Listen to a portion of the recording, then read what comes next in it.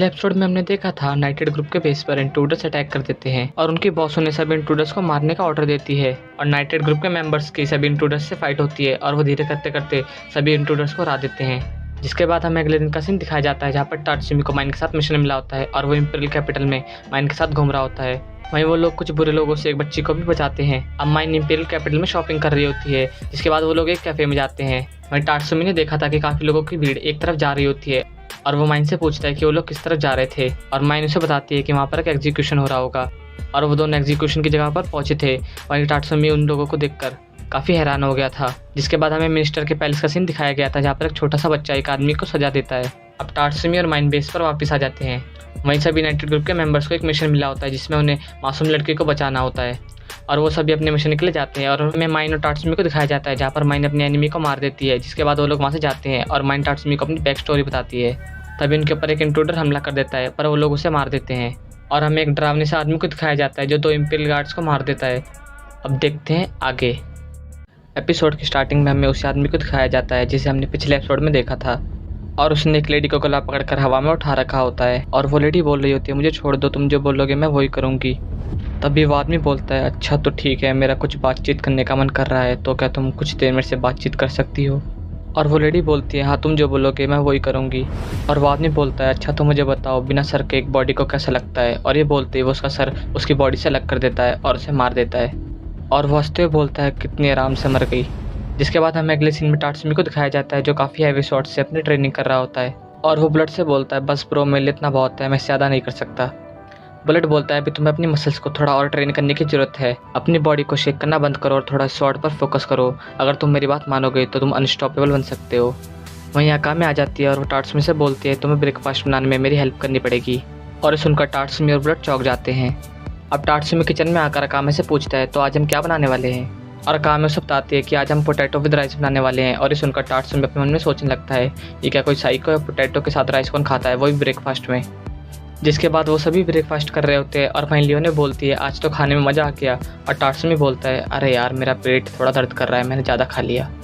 तभी हमारी टाटसुमी देखते हैं वहाँ पर माइन और शैला नहीं होते और वो लियोने से पूछता है, तो माइन और शैला क्या अभी तक बेडरूम में सो रहे हैं? और लियोने उसे बोलती है, हाँ वो रोज़ इतनी देर तक सोते हैं। और वहीं अकामे आ जाती है और वो जल्दी जल्दी अपना खाना खाकर ख़त्म कर देती है। ये देखकर लियोने और टाटसुमी काफ़ी हैरान हो जाते हैं और अब टाटसुमी बोलता है, मैंने अभी एक ट्रू असेसिन की फुल स्पीड देखी। और लियोने उसकी हाँ में हाँ मिलाते हुए बोलती है, हाँ तुम ठीक कह रहे हो। तभी वहीं अकामे के पीछे शैला और माइन भी आ जाते हैं और अब वो दोनों बोलते हैं, हाँ हमारा ब्रेकफास्ट कहाँ गया, जो कि अकामे खा चुकी होती है। अब हमें एक इंजर्ड पर्सन और बॉस को दिखाया जाता है। वहीं बॉस उस इंजर्ड पर्सन से पूछती है कि तुमने काफ़ी अच्छा काम किया, पर बाकियों का क्या हुआ? और वो पर्सन बताता है, वो शायद मैं ही अकेला हूँ जो यहाँ तक पहुँच पाया। जिसके बाद वो बॉस को एक फ़ाइल देते हुए बोलता है कि ये उन लोगों की लिस्ट है जो हमारे साथ काम करने वाले हैं इंपीरियल कैपिटल को बचाने के लिए। और अब वो मरते मरते बोलता है, प्लीज़ रेवोल्यूशन की। और अब वो मर जाता है। अब बॉस बोलती है, हाँ मैं वादा करती हूँ। अब हमें वापस नाइटेड ग्रुप के बेस का सीन दिखाया जाता है जहाँ पर बॉस उन्हें बताती है कि तुम्हें इस सीरियल किलर को मारना है। ये किलर किसी भी आदमी को पकड़कर उसे मार देता है और अभी तक इसने इतने लोगों को मारा है कि हमारे पास उनकी गिनती भी नहीं है। वहीं टाटसुमी बोलता है, अगर इसने इतने सारे लोगों को मारा है तो इसका मतलब ज़रूर वो काफ़ी पावरफुल होगा। और वहीं ल्यूबॉक भी बोलता है, हाँ इसमें कोई डाउट नहीं है, वैसे भी हेड हंटर ओंको का काम है। टाटसुमी बोलता है, वो कौन है? अब माइन टाटसुमी को बोलती है, तो तुमने कभी इस बारे में नहीं सुना, तुम सच में यहाँ पर काफ़ी नए हो। वहीं शैला भी बोलती है, हाँ वैसे मैंने भी इसका नाम पहले कभी नहीं सुना है। और अब टाटसुमी दोबारा बोलता है, वैसे हेड हंटर होंको का इतना खतरनाक है, मतलब मुझे थोड़ा बताओ तो कि ये क्या चीज़ है। अब माइन उसे बताती है, हेड हंटर होंको इंपीरियल कैपिटल में एक्सिक्यूशनर का काम करता था जो कि प्रिजनर्स को मारता था और वो मिनिस्टर के कहने पर जितने मर्जी चाहे उतने प्रिजनर्स को मारता रहता था। और अब पिछले कुछ सालों में वो इतना खतरनाक हो चुका है कि वो मिनिस्टर के कहने पर किसी को भी मार सकता है। टाटसुमी बोलता है, हाँ इतना ठीक है किसी के बारे में बताने के लिए, मुझे डरा क्यों रही हो? अब माइन उसे दोबारा बताती है कि उसे प्रिजनर्स को मारने में इतना मज़ा आने लग गया कि अब वो स्ट्रीट पर चलते हुए आदमी को भी मारने लग गया, इस वजह से उसे वहाँ से बाहर निकाल दिया गया। और अब बुलेट भी टाटसुमी को बताता है और उसके बाद उसको पकड़ लिया गया था, मुझे नहीं पता था कि वो वहाँ से भाग गया है और अब वो दोबारा सिटीज़ में लोगों को मारना चालू कर रहा है। तभी टाटसुमी बोलता है, तो हम रुके किस चीज़ के लिए, हमें अभी जाकर उसको मार देना चाहिए। तभी बुलेट टाटसुमी से बोलता है, तुम्हें इतनी जल्दी नहीं करनी चाहिए, वैसे भी वो एक इंपीरियल आर्मी बिल्ड करता है, इसलिए हम दोनों को 2 जनों की टीम बनाकर ट्रैवल करना चाहिए। वहीं टाटसुमी अपने मन में सोच रहा होता है, इसलिए अपनी हरकतें फिर से चालू कर दी, इसको इस तरीके से बोलने की क्या ज़रूरत है। वही माइन बॉस से बोलती है, तो वैसे आपको क्या पता है कि वो कौन से इंपीरियल आर्मी बिल्ड करता है? और उसकी बॉस बोलती है, नहीं अभी तक तो इसका कोई रिकॉर्ड नहीं है। अब टाट्सुमी बॉस से पूछने लग जाता है वैसे इम्पीरियल आर्म होता क्या है। तभी अकामे उसके सामने तलवार लाकर एकदम से बोलती है ये होता है इम्पीरियल आर्म। और टाट्सुमी बोलता है इससे मुझे कोई मदद नहीं मिली। अब उनकी बॉस बोलती है तो क्यों ना पहले हम टाट्सुमी के सारे डाउट्स पूरे कर दे। जिसके बाद वो बताती है कि 1000 साल पहले जिस एम्पायर ने इम्पीरियल कैपिटल को बनाया था उसने अपने नेशन को बचाने के लिए कुछ खास इम्पीरियल आर्म बनाए और उसके लिए उसने काफ़ी सारे मटेरियल्स गैदर किए और यहाँ तक कि उसने मटेरियल्स गैदर करने के लिए काफ़ी सारे एस क्लास बीस्ट को भी हराया था। जिसके बाद उन्होंने हमारे डिसेंडेंट्स पे ट्रस्ट किया और 48 इम्पीरियल आर्म्स वेपन बनाए और उन इम्पीरियल आर्म्स को अलग अलग नेशंस में बांट दिया। और जो भी नेशन बैटल में इम्पीरियल आर्म विल्ड करता था वो बैटल में काफ़ी ज़्यादा पावरफुल होता था। लेकिन तभी 500 साल पहले एक काफ़ी खतरनाक वॉर हुई जिसमें सारे इम्पीरियल वेपन्स इधर उधर बट गए और ऐसे ही सब कुछ शुरू हुआ था। जिसके बाद कुछ लोगों के हाथ में वो इम्पीरियल वेपन लग गए और अब वो टाट्सुमी को बताती है कि अकामे की स्वॉर्ड भी उन 48 इम्पीरियल वेपन्स में से एक है, द वन स्लाइस किलर मुरासामे। अगर इस स्वॉर्ड से किसी को भी एक स्लाइस लग जाती है तो उसकी बॉडी पर एक कर्स फैल जाएगा जिसका कोई भी एंटीडोट नहीं है और वो आदमी कुछ ही सेकंड्स में मर जाएगा। और सिर्फ अकामे ही नहीं, हमारे और भी यूनाइटेड ग्रुप के मेंबर्स के पास ये इम्पीरियल आर्म है, जैसे लियोने जिसके पास 100 बीस्ट किल ट्रांसफॉर्मेशन लाइनो इम्पीरियल आर्म है जो उसको एक लॉइन जैसे सेंसेस देता है। इस वजह से वो किसी को भी आराम से मारने के लिए उसको पकड़ सकती है और उसके सेंसेस काफ़ी तेज हैं। और माइन जिसके पास द इन्वेंटर पावर पंपकिन है जो मेंटल पावर से काम करता है और वो अपने एनिमी की मेंटल पावर्स को यूज़ करके शॉकवेव छोड़ता है और उसका विल्डर जितना खतरे में होगा ये वेपन उतना ही ज़्यादा घातक होगा। और बुलेट जिसके पास डीमन आर्मर इनकर्सियो है जिसको पहनने के बाद उसके विल्डर को काफ़ी इन्विंसिबल आर्मर मिल जाता है और वो अपने पावर्स को इतना ज़्यादा यूज़ कर सकता है कि वो किसी को भी आराम से मार सकता है। और अगर कोई आम इंसान इतनी पावर्स यूज़ करने की कोशिश करेगा तो वो वहीं पे मारा जाएगा। और लियोबॉक जिसके पास द क्रोडियन क्रॉसटेल है जो एक स्ट्रिंग बेस्ड इम्पीरियल आर्म है जो ट्रैप्स और बैरियर्स को बनाने के काम आता है और अगर कोई इसमें एक बार फंस जाए तो कभी भी इससे नहीं बच सकता। और शैला जिसके पास द सीजर ऑफ क्रिएशन है जिसकी मदद से वो किसी भी चीज़ को 200 में आराम से काट सकती है और ये साथ ही साथ डिफेंस के लिए भी काम आती है क्योंकि इसका साइज़ नॉर्मल सीजर से काफ़ी बड़ा है। और अगर इम्पीरियल आर्म को विल्ड करने वाले किन्हीं दो लोगों के बीच में क्लैश हो जाए तो उनमें से एक का मरना तय है। अब टाट्सुमी बोलता है तो मेरे लिए क्या, मेरे लिए कोई वेपन्स नहीं है क्या। तभी माइन बोलती है तुम्हें क्या लगता है हमारे पास कोई वेपन होगा तुम्हें देने के लिए। और टाट्सुमी बोलता है क्या तुम्हारे पास नहीं है। अब वही बॉस हंसते हुए बोलती है कि अगर ऐसे मौका आया तो हम तुम्हें एक वेपन ज़रूर देंगे। अब बॉस बोलते तो चलो अब उस साइको को सबक सिखाते हैं। अब अकामे और टाट्सुमी इम्पीरियल कैपिटल में आते हैं। वहीं टाट्सुमी बोलता है ये लोग इतना अंकु से डरे हुए हैं कि अभी तक अपने घर में छुपे हुए हैं। तभी अकामे टाट्सुमी का मुंह बंद करवा देती है और बोलती है अपनी आंखें हमेशा खुली रखो। अब वो दोनों वहाँ से जा रहे होते हैं। टाट्सुमी बोलता है अकामे क्या मैं तुमसे कुछ पूछ सकता हूँ। और अकामे बोलती है तुम्हें चिंता करने की कोई ज़रूरत नहीं, मैं हम दोनों के लिए खाना लेके आई हूँ। टाट्सुमी बोलता है अरे मैं उसकी बात नहीं कर रहा, क्या तुम्हारी तलवार सच में किसी को एक भी स्ट्राइक में मार सकती है। अकामे बोलती है हाँ ये सच है। ये सुनकर टाट्सुमी इस बात को याद करने लगता है जब अकामे ने उसके दिल में तलवार मारी थी और अब वो बोलता है कोई मिरेकल है जो मैं यहाँ पे जिंदा बचाऊँ। अब अकामे टाट्सुमी से बोलती है मैं मुरासामे को काफ़ी लंबे टाइम से विल्ड कर रही हूँ इसलिए इस स्वॉर्ड ने अपनी ऐसी रेपुटेशन बना रखी है कि एक ही स्लाइस में किसी को भी मार सकती है।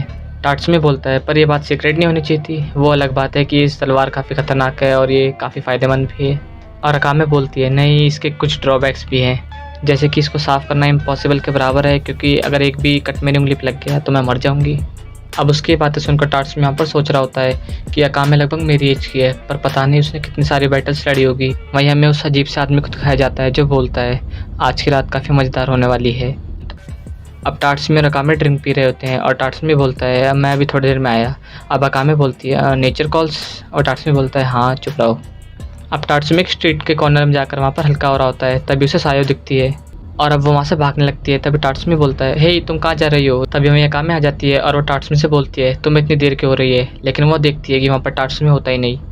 अब टाट्सुमी सायो का पीछा करते करते एक खुले मैदान में आ जाता है और अब वो सायो से बोलता है मुझे बिलीव नहीं होता ये तुम हो, मुझे लगा तुम मर गई थी। और अब वो उसको गले लगाता है।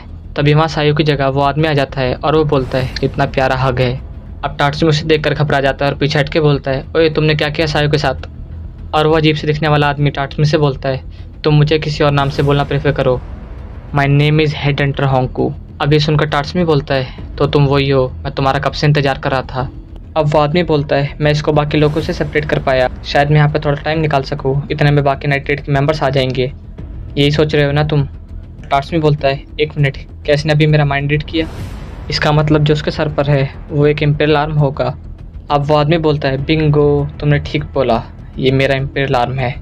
इसका नाम स्पेक्टेटर है और ये मेरे को 5 तरीके की साइट्स देता है और ये मेरे को किसी का भी माइंड रीड करने में हेल्प करता है। अब टार्ट्समी उसके ऊपर अटैक करता है पर वो आराम से उसका अटैक डॉज कर देता है और बोलता है डिलाइटफुल, क्या तुम्हें लगता है तुम मुझे इतनी आराम से हरा सकते हो? देखो यहाँ पर मैं अभी भी तुम्हारा माइंड रीड कर रहा हूँ, तुम मेरे लिए किसी खुली किताब की तरह हो। अब वो बोलता है तुम मेरे ऊपर एक डाउनवर्ड अटैक करने वाले हो और अब तुम मेरे ऊपर अपना एक फाइनल अटैक करने वाले हो। और अब वो टार्ट्समी के सारे मूव्स रीड करते हुए उसे बता रहा होता है अब तुम मैं सर काटने वाले हो, तुम्हें पता करना कितना आसान है। तभी वो टार्ट्समी को कट दे देता है और टार्ट्समी बोलता है जितने लोगों से मेरी फाइट हुई है ये उनसे अलग लेवल पे है। अब अकामे टार्ट्समी की आवाज़ सुन लेती है। वहीं दूसरी ओर टार्ट्समी हेडहंटर होंको से लड़ रहा होता है और हेडहंटर होंको बोलता है तुम मेरी कलेक्शन के लिए काफ़ी बढ़िया रहोगे, जितने भी लोगों का मैंने सर काटा है मैं अब तुम्हारा सर काट कर भी उनके साथ लगा दूंगा। अब वो टार्ट्समी से बोलता है तुम मेरे सामने मौत की भीख मांग सकते हो ताकि तुम्हारे दोस्तों को यहाँ पर आने का थोड़ा मौका मिले और उन बच्चों को भी मैं मार सकूँ। लेकिन टार्ट्समी बोलता है भीख, वो भी तेरे सामने तो एक पागल आदमी है जो फालतू में लोगों को मार रहा है और मैं कभी भी तेरे जैसे आदमी से भीख नहीं मांगने वाला। और अब वो अपनी फुल स्पीड में जाकर उसके ऊपर अटैक करता है और वो हल्का सा उसके गाल पर एक कट दे देता है और अंकु बोलता है पागल बच्चा मेरे को कट देने में काबिल हो गया, ऐसा कैसे? लेकिन वहीं दूसरी ओर टार्ट्समी की बॉडी पर भी एक बड़ा कट लग जाता है और वो बोलता है एक सच में काफ़ी अच्छा एक्सिक्यूशनर है। और अब अंकु टार्ट्समी को मारने जा रहा होता है लेकिन तभी उसके सामने एकदम से काम आ जाती है और वो बोलती है तुम काफ़ी साइको से दिख रहे हो, लगता है इसने तुम्हें काफ़ी गुस्सा दिला दिया। और अब वो टार्ट्समी से बोलती है एकदम सही समय पर आई हूँ ना मैं। अब अंकु अपनी जैकेट उतारते हुए बोलता है काफ़ी अच्छा लगा तुमसे मिलकर कामे। और कामे बोलती है हाँ मुझे भी तुमसे मिलकर काफ़ी अच्छा लगा, वैसे भी तुम मेरे टारगेट हो। अब अंकु अपना स्पेक्टेटर ऑन करते हुए अकामे की बॉडी को चेक करता है और बोलता है तो उसने कोई वेपन नहीं छुपा रखा। टार्ट्समी अकामे से बोलता है अकामे बच के रहना, वो आई बॉल तुम्हारा माइंड रीड कर सकती है। अब अकामे बोलती है उससे कोई फ़र्क नहीं पड़ता, वैसे मैं जानना तो चाहती थी कि कैसा इम्प्लान विल्ड करता है, पर कोई बात नहीं। अब अकामे और अंकु के बीच में फाइट होने लगती है और वो दोनों काफ़ी स्पीड में लड़ रहे होते हैं। वहीं अकामे उसको देखकर बोलती है ये काफ़ी अच्छा है लड़ने में। वहीं अंकु भी बोल रहा होता है फास्ट नहीं, काफ़ी स्ट्रॉन्ग भी है। और टार्ट्समी उन दोनों की लड़ाई को देखकर बोल रहा होता है तो उन दोनों लोगों की फाइट ऐसी होती है जो इम्पीरियल आर्म को फील्ड करते हैं। अब अकामे बोलती है तो ये मेरा माइंड पढ़ सकता है, तो इस केस में मुझे ये करना पड़ेगा। तभी हेडहंटर अंकु बोलता है ये काफ़ी तेज़ है, इसने अपना माइंड क्लीन कर लिया, पर इससे कोई फ़ायदा नहीं है, मेरा स्पेक्टेटर इससे भी काफ़ी तेज़ है, मुझे पता है कि इसका अगला मूव क्या होने वाला है। और अकामे उसके ऊपर अटैक करती है और अब वो अकामे से बोलता है मुझे पता था कि तुम मेरे स्पेक्टेटर पे ही हमला करने वाली हो। वहीं अकामे की लेग पर एक स्क्रैच आ जाता है और टार्ट्समी बोलता है ये इतना कैपेबल है कि ये अकामे को एक स्क्रैच दे सकता है। और अकामे अंकु से बोलती है तो तुम मेरा माइंड पढ़ सकते हो, पर मैंने अपना माइंड तो क्लीन कर लिया। वहीं अंकु अकामे से बोलता है तो मुझे बताओ तुम उन वॉइसेस से कैसे डील करती हो। और अकामे बोलती है वॉइसेस। अब अंकु अकामे से बोलता है शांति से सुनो, मेरे को उन लोगों की आवाज़ हमेशा सुनाई देती है जिनको मैंने अभी तक मारा है और वो नर्क में से मुझे बुलाने के लिए चिल्ला रहे होते हैं। वो लोग मुझे काफ़ी गुस्से में बुलाते हैं। मैं उन लोगों की आवाज़ जब से सुन रहा हूँ जब से मैं एक एक्सिक्यूशनर बना हूँ और ये धीरे करते करते बढ़ते जा रही है। तो तुम मुझे बताओ कि तुम उन वॉइसेस से कैसे डील करती हो। और अकामे बोलती है मैं नहीं सुन सकती उन्हें, मेरे को कोई भी वॉइस नहीं सुनाई देती। अब अंकु बोलता है तो तुम काफ़ी एक्सपीरियंस्ड किलर हो और मुझे लगा तुम्हें सब पता होगा, पर तुमने मुझे डिसअपॉइंट कर दिया। अब वो अकामे के सामने एक लड़की का रूप लेता है और देख कर अकामे काफ़ी ज़्यादा चौंक जाती है और अब अकामे को अपने पास्ट की कुछ मेमोरीज याद आने लगती है। वहीं अकामे के पास्ट में हमें वही लड़की दिखाई जा रही है जो सामने खड़ी हुई है। और अब अकामे बोलती है कुरमे ये तुम हो।